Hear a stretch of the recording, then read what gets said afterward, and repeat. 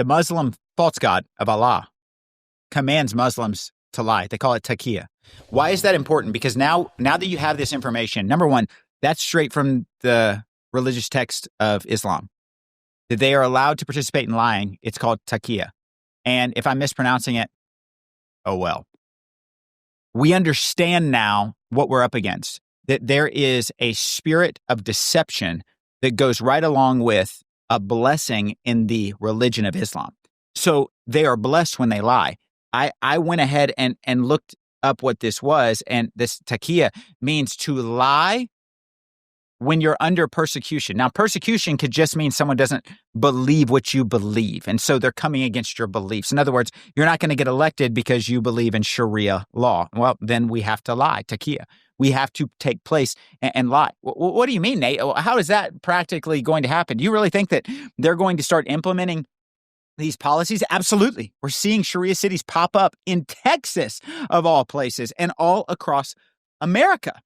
This is why we have to outlaw them. But hear me on this.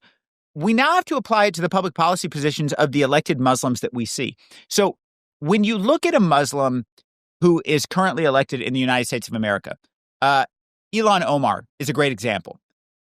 Openly Muslim, and she will actively vote for pro-abortion policies. However, she herself will never have an abortion. And the reason is because she's never going to kill a Muslim child, but she definitely wants Christians and infidels, Jews, to kill their children. We look at, these Muslims that are elected to office, like the one that I debated yesterday at SMU.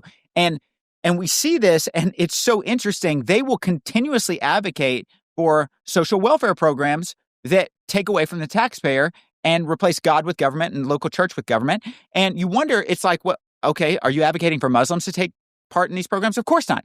This is why their mosques and their Islamic communities take care of their communities. So what they're advocating for is not that Muslims would join social welfare programs. What they're advocating for is that Christians, Jews, infidels would join those social welfare programs. And then in 50 to 100 years, maybe sooner, when Islam rules as the prime law of the land, and we see things like the Ten Commandments and our biblical foundation thrown out the window, then Christians and Jews are in complete submission to the Muslims in power because they control our social welfare programs.